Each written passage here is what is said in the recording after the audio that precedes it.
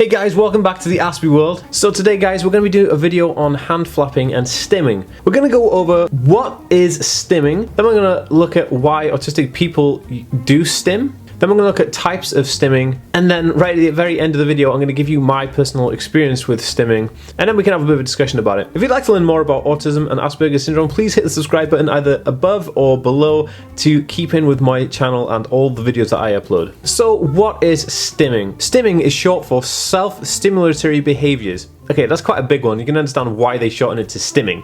And stimming is something that autistic people do that is kind of like a repetitive behavior, which we'll move on to in a short while, but I'd really like to say that stimming is the kind of generalized slang term, but self-stimulatory behaviors is the full version of what it is. So if you may not have come across stimming before, or the word stimming, or to stim, but that's what it means. Why do autistic people stim? So stimming is a way for an autistic person to feel calm, almost, like self-soothing, so that if you're in a heightened situation of stress or anxiety, stimming allows the person with autism or the person with Aspergers Syndrome to kind of self-soothe and almost relax a little bit in that situation, because it can be extremely overloading, and people with Aspergers and autism obviously they like repetitive routine and like repetitive motion, so this is why people stim. Major influential figures like Temple Garden, who are on the Autism Spectrum, simply put it down to just feeling good. That stimming is just a nice feeling and it's quite a soothing feeling, so people just stim just because they like the feel of it.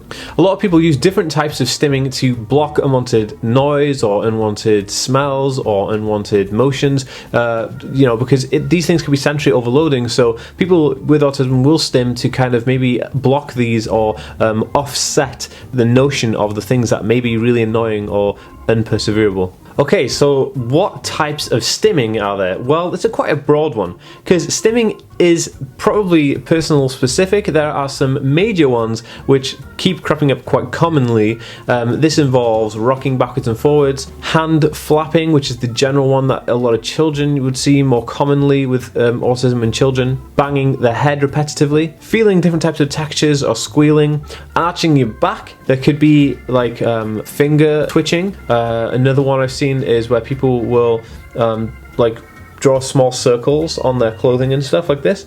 There are a whole host of different types of stimming, but the way to spot a stim is if it's a repetitive, isolated behavior. So if it's something that's very small but repetitive, when the person is highly anxious or stressed, then this is probably more often than not a stim. So my personal experience with stimming, I wasn't aware that I was stimming until my partner actually pointed it out to me, because obviously being on the spectrum, I do stim a lot. I flick my fingers quite a bit when I'm nervous, like this, and I like to when I'm really worried, I rub my hands like this quite often on my neck here or on there, and there's a whole bunch of them. If I'm really stressed or in danger, sometimes my hands will flap, and it's really difficult. It's hard to explain really, because I didn't realize I was doing it.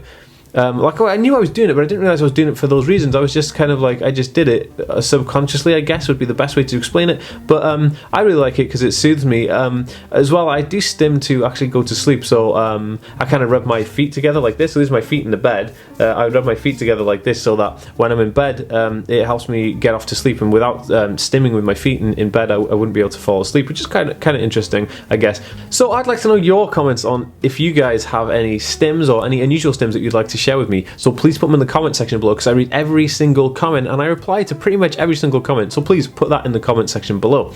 If you'd like to check me out on Patreon, guys, please check the link below and support this channel. I'm trying to build this into something pretty cool for you guys. If you want to check out all my other videos, the link is in the end slate or in the description below, so you can see a whole host of videos I've done on this topic. Like I said, if you want to learn more about autism and Aspergers Syndrome, please hit the subscribe button or the link up below to check that out, and I'll see you next time, guys.